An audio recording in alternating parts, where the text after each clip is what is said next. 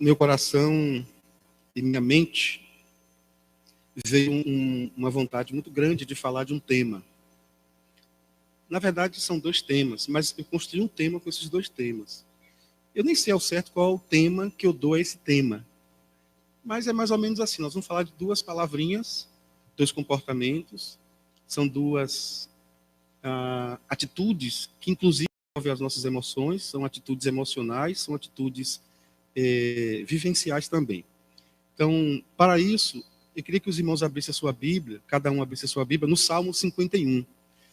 Nós vamos falar agora, pela manhã, e se Deus quiser, à noite, sobre remorso e arrependimento.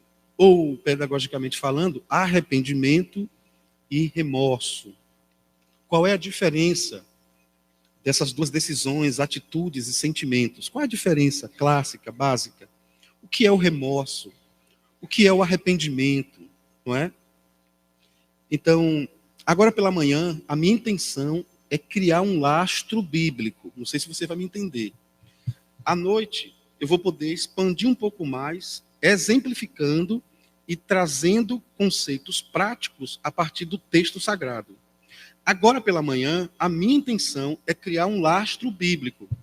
É para que você tenha mais oportunidade de anotar, para depois verificar. Então, se você precisar depois dos textos, você pode mandar uma mensagem ou me perguntar que eu lhe dou os textos. Então, agora pela manhã, nós vamos ter um tempo para criar um lastro bíblico para a temática. Amém? Então vamos lá. Salmo 51. Por que eu escolhi o Salmo 51 para dar esse lastro central ao meu tema? Por quê? Vamos ler que você vai entender.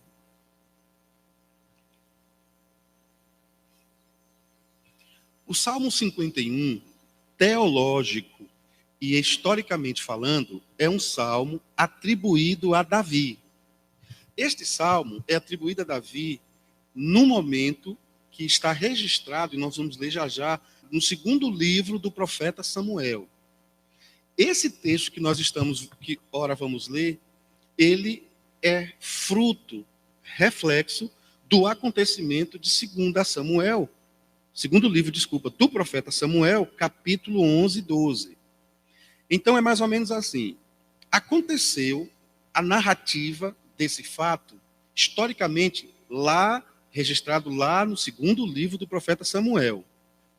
O salmista, que é Davi, viveu o que está registrado no segundo livro do profeta Samuel, capítulo 11, ele viveu isso.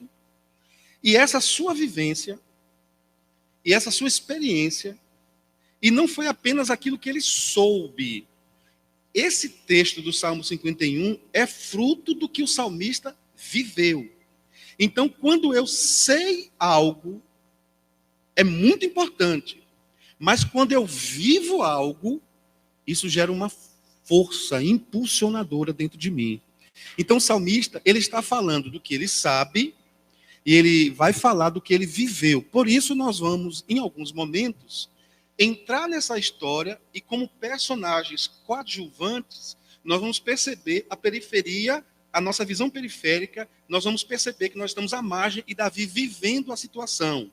Em alguns momentos, o conceito sai de Davi como personagem central e é como se Davi estivesse colocando Deus no centro dessa história e dizendo nas entrelinhas assim: só aconteceu isto porque Deus é isto.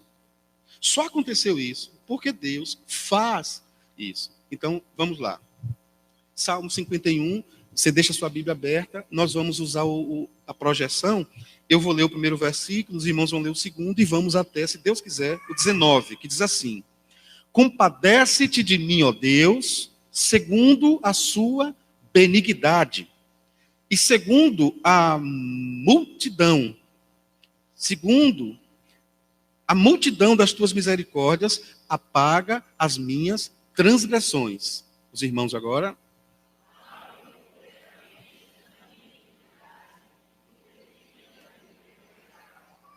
Pois eu conheço as minhas transgressões e o meu pecado está sempre diante de mim.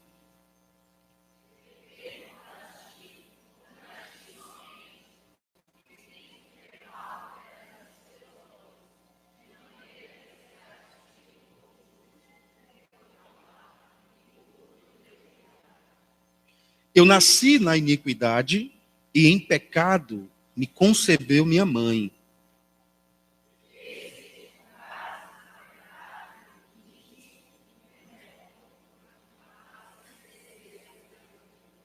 Purifica-me com sopo e ficarei limpo. Lava-me e ficarei mais alvo que a neve.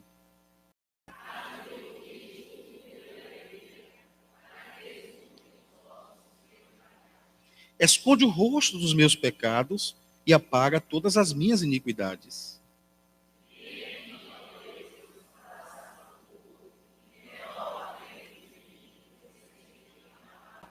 Não me repulses da tua presença, nem me retires o teu Santo Espírito.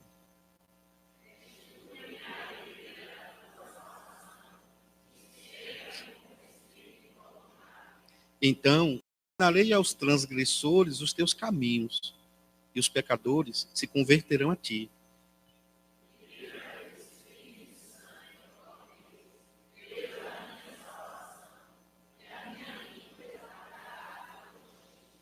Abre, Senhor, os meus lábios, e a minha boca manifestará os teus louvores.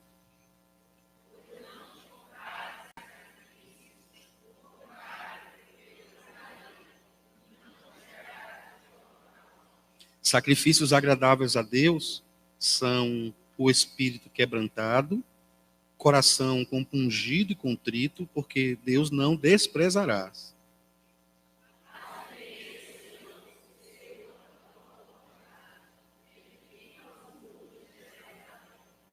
Então, te agradarás dos meus sacrifícios de justiça, dos holocaustos e das ofertas queimadas, e sobre o teu altar se oferecerão novilhos. Vamos juntos, uníssonos, o verso 10, vamos lá? Cria em mim, ó Deus,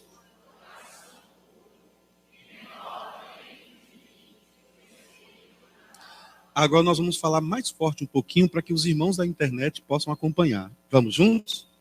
Cria em mim, ó Deus, um coração puro e renova dentro de mim um espírito reto, um espírito inabalável. Uma versão reto, um espírito inabalável. Vamos, como eu disse, agora pela manhã é uma questão mais de embasamento bíblico. O que é que eu quero tentar fazer com você? Dá um pulinho aí agora, talvez no 8º, no 2º livro do profeta Samuel. Não fiz a conta não, mas dá mais ou menos 7º, 8º livro. Mesmo que será projetado, mas a minha ideia é fazer você ter contato com essa palavra, porque vai fazer toda a diferença quando você ler o Salmo 51 de novo. Então, 2º livro do profeta Samuel, eu quero que você acompanhe comigo. Inicialmente no capítulo 11. Preste bem atenção no que está acontecendo aí. Só vamos entender a oração de Davi do Salmo 51 se entendermos onde Davi estava, o que estava fazendo, o que estava vivendo. Um dos salmos que mais me traz inquietação e esse sentimento de balanço patrimonial do meu coração, dos meus valores, é o Salmo 51. Então, vá acompanhando comigo aí o capítulo 11, do primeiro versículo ao versículo 5, eu vou ler. Diz assim: decorrido um ano, no tempo em que os reis costumavam sair para a guerra, enviou Davi a Joabe e seus servos com ele, e a todo Israel, que destruíram os filhos de Amon e sitiaram Rabá. Porém, Davi ficou em Jerusalém. Observe bem, Davi era o rei, ele enviou os seus homens, os seus soldados, para a guerra. No tempo de Davi, na cultura de Davi, era mais do que comum, necessário e importante que o líder fosse para a batalha com seus soldados. Então, geralmente, acontecia com muita naturalidade, o rei também ia à guerra. Quando o rei ia à guerra, fortalecia o povo. Quando o rei ia à guerra, dava direção ao povo. Caía o nível, o índice de lutas entre eles mesmos, de contendas. Então, Davi não foi. Davi fez uma escolha. Ele preferiu ficar no palácio enquanto seus homens foram.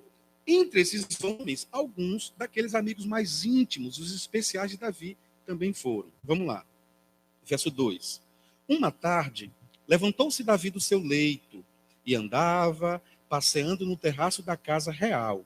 Então Davi não tinha o que fazer, porque ele deveria estar na guerra. Nós vamos perceber que Davi ficou com um tempo ocioso. E quando o tempo está ocioso, a gente vai investir esse tempo em algum lugar. Então, não que toda vez que estamos na rede social significa que estamos com tempo ocioso, de jeito nenhum. Mas tempo ocioso é um tempo muitas vezes mal utilizado e sem estratégia, sem produtividade. Então ele estava com tempo ocioso, ele foi dar uma volta no palácio, ali naquela área do terraço, não é? Verso 2 ainda.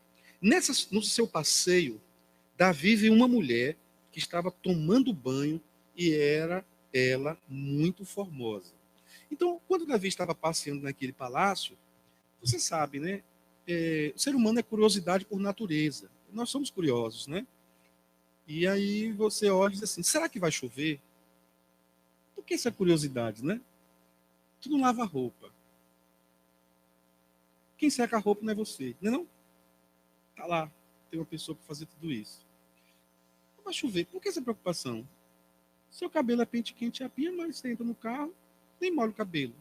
Alguns botam até a Bíblia na cabeça. Para que essa preocupação se vai chover? Somos preocupados, somos muito curiosos. Então, Davi, nessa curiosidade, quando ele olhou, não tinha binóculo naquela época, ele olhou e viu uma mulher tomando banho. Agora, vejam bem, eu queria chamar a atenção dos irmãos, um detalhe aqui. Veja o final do verso 2. Diz assim: era ela muito bonita, formosa. Você sabe que todo olhar superficial, ele tem um reflexo e um relatório superficial. Todo olhar profundo, ele é mais preciso. Então, o que esse texto me passa nas entrelinhas é que o olhar de Davi não foi aquele olhar de passeio, de ida de um lado para o outro. O olhar de Davi foi um olhar curioso, detalhista, íntimo. Ele olhava as partes, ele olhava o contorno, ele olhava a estatura. Então ele chegou a uma conclusão, e o historiador diz isso. Ela era um tipão. Vamos lá. Davi mandou perguntar quem era aquela mulher. Nunca vi essa mulher por aqui. Como é que pode uma mulher bonita dessa aqui perto? Eu nunca vi. É mais ou menos isso. É Batseba, ou Betseba, filha de Eliã e mulher de Urias, o heteu, que era amigo de Davi. Então Davi enviou mensageiros que a trouxessem. Você sabe, nesse momento, lembra que o texto iniciou falando que Davi tinha mandado um grupo para a guerra? Nesse grupo que Davi enviou para a guerra, o esposo dela estava, que é Urias. Urias é esposo dela, e Urias foi para a guerra. Vamos lá. Então Davi mandou chamar. Bom, Davi mandou chamar, primeiro porque, como ele era rei, o convite de um rei era uma intimação. Segundo, Davi não tinha obstáculo. Ninguém estava ali obstaculando o desejo de Davi.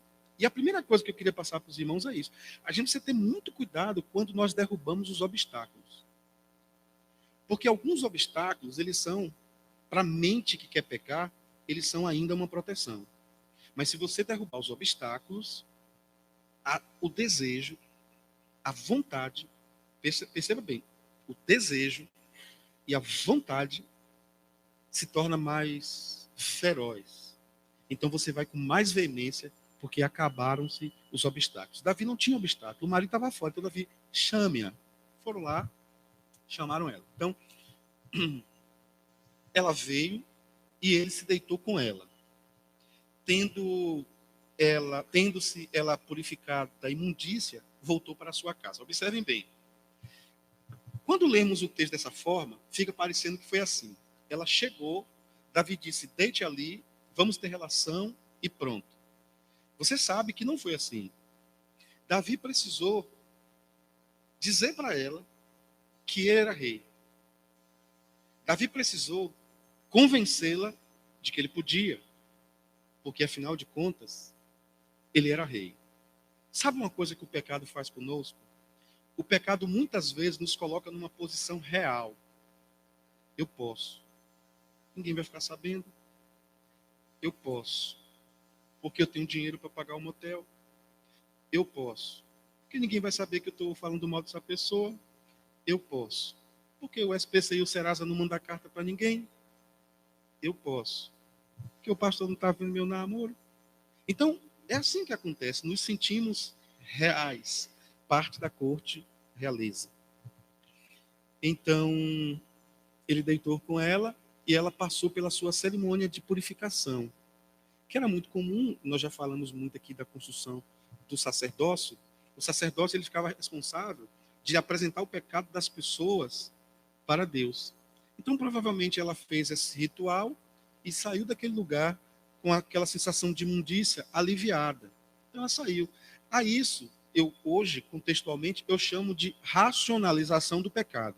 Nós temos sempre uma forma de racionalizar o pecado. Olha, pecou por causa disso, disso e disso. Bom, ele fez isso porque a mulher passou por isso, por isso e por isso. Olha, ela fez isso porque ele estava assim, assim, assim. Eu queria te dizer que isso não exime a minha culpa em relação à minha esposa, em relação a outra pessoa, mas a gente precisa colocar os pingos nos is. Quando uma pessoa erra, Deus não aceita a racionalização do pecado. Quando uma pessoa erra, quando uma pessoa peca, não tem outra alternativa senão que nós acabamos de ler no Salmo 51. A declaração de Davi foi: eu pequei. Primeira pessoa do singular. Se não for assim, é subterfúgio. Se eu disser, foi por causa disso, disso e disso, Deus não se agrada disso. Amém, meus irmãos?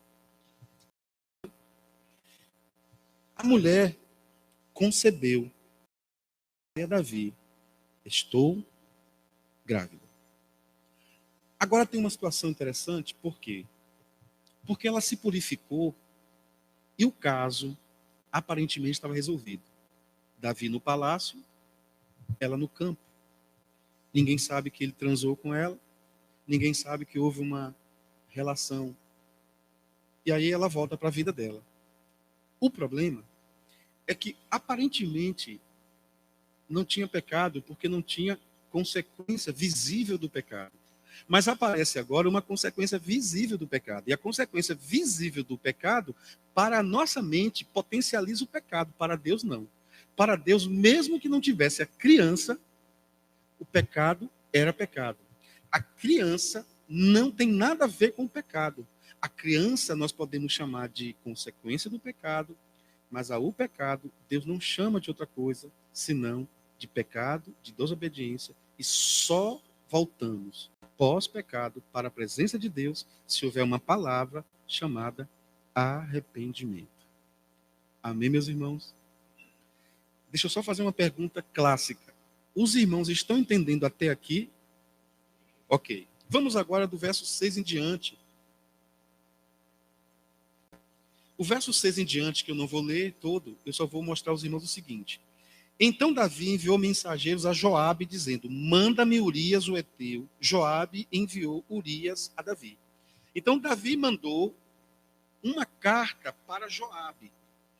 Eu queria que os irmãos soubessem que o tempo de viagem e o tempo que essa moça teve para descobrir que estava grávida é totalmente diferente do nosso tempo hoje. A cronologia era a mesma, mas as formas de informação eram muito primitivas. Por exemplo, hoje, uma pessoa pode descobrir que está grávida, eu sou ignorante nessa área, não tenho certeza, mas talvez com 2 meses. Não sei, 1 mês. Eu não sei. Mas a pessoa faz um exame de farmácia, a pessoa faz um exame de laboratório, está lá, não sei quanto tempo, talvez 2 meses, já sabe, estou grávida. Quanto tempo? 45 dias, pronto. Naquela época, a forma da pessoa saber que não estava grávida, que estava grávida, era com a barriga. Por quê? Porque o sangue, para a mulher daquela época, tinha uma conotação diferente do sangue de hoje. E às vezes, quando esse sangue não via, que nós chamamos de menstruação, para ela era até uma bênção. Por quê? Porque uma mulher em menstruação era uma mulher imunda. Então, dava a entender que a mulher estava grávida na barriga. Então, nós já sabemos aí que passaram-se alguns meses. A viagem daquela época não era a viagem num carro bom, com ar-condicionado e com velocidade 100 km por hora. Para quem tinha condição, era no lombo de um animal, com um animal reserva para levar os mantimentos, tendo que parar para refazer as forças do animal. Então, dias, ou quem sabe semanas. Então, Davi teve muito tempo. O que eu queria dizer para os irmãos é isso. Davi teve muito tempo para se arrepender. Muito tempo. Por quê?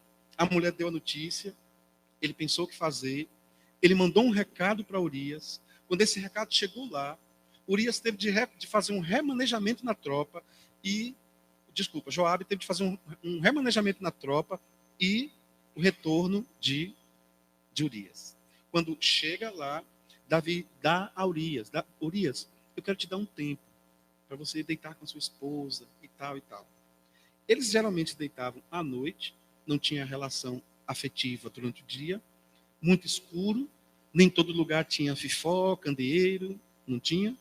Então Davi esperava assim, que ela chegasse lá, talvez aperte um pouquinho a barriga, e ele deitasse com a sua esposa, e daqui a pouco dissesse assim, mas você está grávida?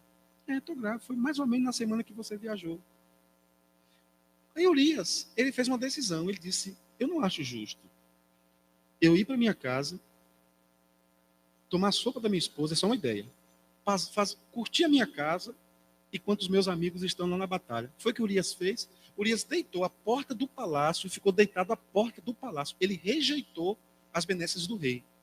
Quando os homens de confiança de Davi tiveram essa informação, eles chegaram para Davi e disseram, Senhor, ele não entrou em casa, ele rejeitou. Davi ficou irado. Davi ficou nervoso. Então Davi foi para o plano B. Então, guarde bem o que eu vou te dizer, se essa série, pequena série, não falar nada ao seu coração. Arrependimento é plano A da vida cristã. Remorso é plano A da vida religiosa. Vou repetir. Arrependimento é plano A da vida cristã. Remorso é plano A da vida religiosa. Um sujeito religioso, ele carrega remorso como se fosse arrependimento. E um sujeito regenerado, uma sujeita regenerada, carrega arrependimento sem lembrar do remorso. Até aí, tudo bem, meus irmãos? Vocês estão me olhando assim, eu estou meio assustado, viu? Estou me sentindo um leão na cova dos Daniéis e das Danielas, assim, sei lá. Vamos continuar. Bom, então, do verso 6 ao verso 12, 13, é isso que acontece.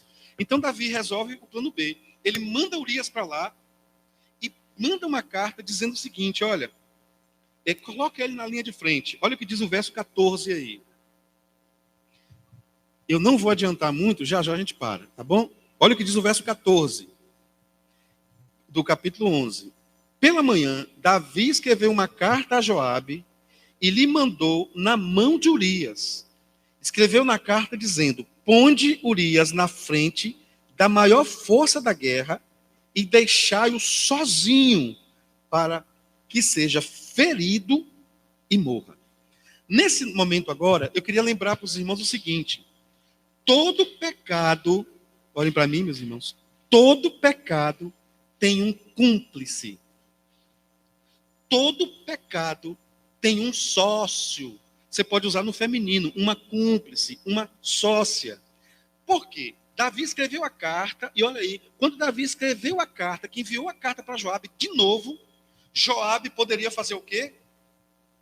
Desobedecer, rejeitar. Joabe estava obedecendo a ordem de um rei, e eu só posso obedecer à ordem de um superior meu, seja pai, mãe, patrão, pastor, qualquer líder acima de mim, eu só posso obedecê-la, se esta direção estiver alinhada com a direção de Deus. Então, na minha visão, Joabe errou. Ele fez tudo que o rei pediu. Botou a linha de frente, e vocês sabem o que aconteceu? Urias morreu. Ok? Urias morreu, o erro de Davi, o pecado de Davi estava resolvido. Então, o que acontece? Vamos juntos agora aí, meu irmão?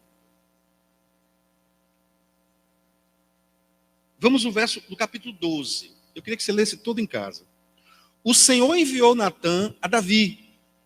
Desculpa, irmãos. Vamos no verso 26 e 27 ainda, do capítulo 11. Ouvindo, pois, a mulher de Urias, que seu marido estava morto, ela pranteou, isto é, chorou. Passando o luto, Davi mandou buscá-la e a trouxe para o palácio. Tornou-se ela sua mulher e lhe deu à luz a um filho. Porém, isto que Davi fizera foi mal aos olhos do Senhor. Veja bem, Deus não se agrada de gambiarras, Deus não se agrada de emendas, Deus não se agrada de nenhum tipo de subterfúgio para arrumar. Em outras palavras, Deus não se agrada de jeitinho brasileiro. Pecou, pecou. Consertar tem que ser do jeito de Deus. Eu peco do meu jeito. Eu me arrependo do jeito de Deus. Podemos repetir? Eu peco. Espera um pouquinho, irmão. Aí não, você está dizendo que foi o outro. Diga bem bonito. Diga, eu peco do meu jeito. Eu me arrependo do jeito de Deus. Bom, aí o verso 12, verso 1, capítulo 12, verso 1 do segundo livro do profeta Samuel. O Senhor enviou Natã a Davi. Chegando Natã a Davi, disse-lhe, havia numa cidade 2 homens, um rico e um pobre. O que acontece agora? Vamos encerrar. O que acontece agora? Vocês são bênçãos, geradores de luz, ou potência.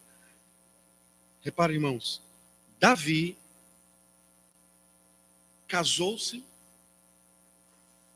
e Davi continuou reinando. Lembre de uma coisa, e eu quero falar muito claro, quando eu falar o que eu vou dizer aqui agora, não olhe só para os meninos aqui.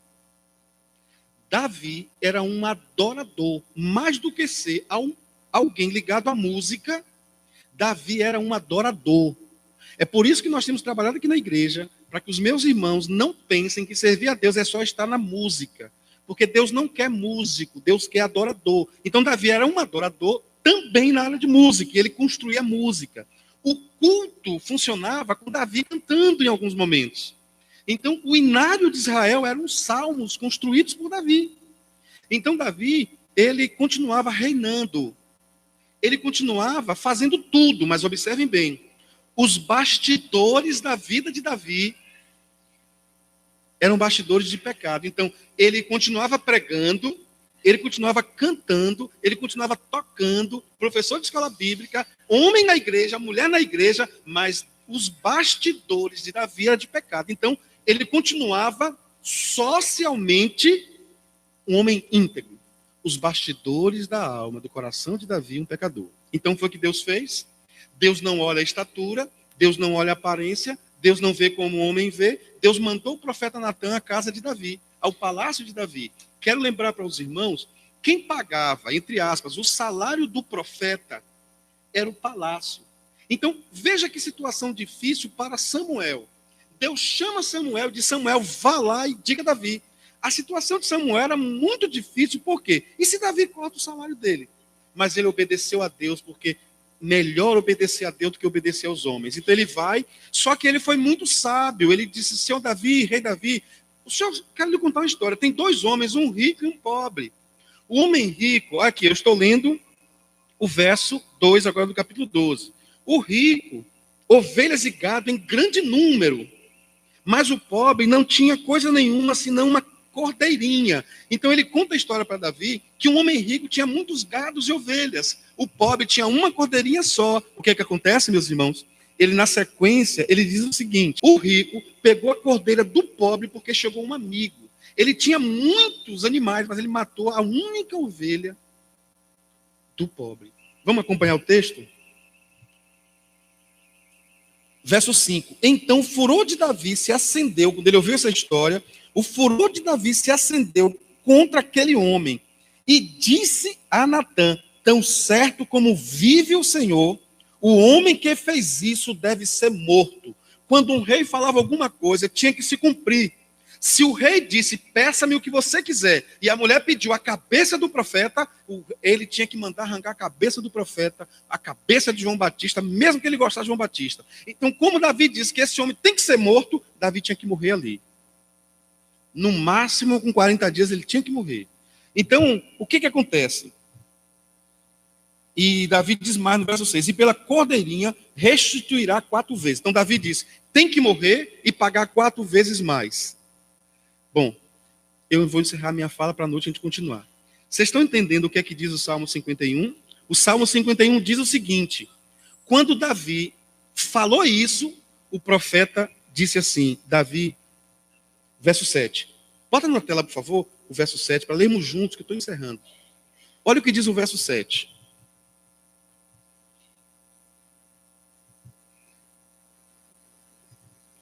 Então disse Natã a Davi. Vamos ler juntos?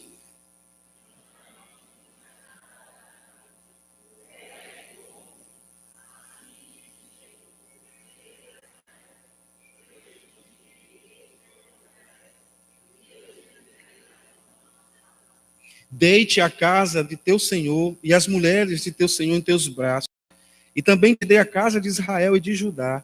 E se isso fora pouco, Davi, eu teria acrescentado tantas outras coisas para você. Davi, pensa bem, tanta coisa que eu tenho feito por você. E se você acha que eu tenho feito por você é pouco, Davi, eu poderia fazer muito mais. E você me paga dessa forma, é mais ou menos isso. Vocês estão entendendo, meus irmãos? Então vamos ficar em pé para a gente encerrar? Davi, isso é coisa que se faça, Davi. Davi. Vamos orar. Querido Deus e eterno Pai, eu te agradeço porque essa semana o Senhor tirou meu pai do hospital. Eu te agradeço porque o Senhor já está preparando o médico, o hospital em Salvador, se for fazer cirurgia, o Senhor está preparando tudo. Eu te agradeço pelos 25 anos da minha filha. Eu te agradeço por minha querida igreja, pelos meus irmãos. Eu te agradeço pela saúde, pela vida. Eu te agradeço por ter minha salvação em Jesus Cristo na cruz do Calvário. E eu sei, Pai, que eu tenho que ter um coração grato. E se eu não me arrepender dos meus pecados, por convicção da palavra de Deus, por obediência à palavra de Deus, eu poderia pensar até em me arrepender dos meus pecados por gratidão a Deus. Se eu for fazer uma reflexão profunda, se eu tenho fraquezas, lutas, e eu não consigo obedecer à palavra de Deus e estou sempre caindo e levantando, eu estou cinicamente pregando aqui com a vida na lama. Eu posso deixar de fazer por gratidão a Deus, por tudo que Ele tem feito. E Deus é tão certo, certeiro, quando Ele diz, Davi, eu já te dei tantas coisas. E se não bastasse, eu poderia acrescentar muito mais. Eu vejo aqui o clamor de Deus. É como se Deus estivesse dizendo, eu não acredito, o que te falta? Deus nos ajuda a interpretar não mais a Bíblia. Ajuda-me a interpretar o meu coração diante do que a Bíblia diz. Porque muitas vezes nós queremos interpretar a Bíblia para justificar, mas o que eu preciso mesmo é interpretar meu coração e me perguntar, por que eu não consigo manter obediência, fidelidade e santidade? Que Deus derrame graça mais e mais sobre a nossa vida, em nome de Jesus.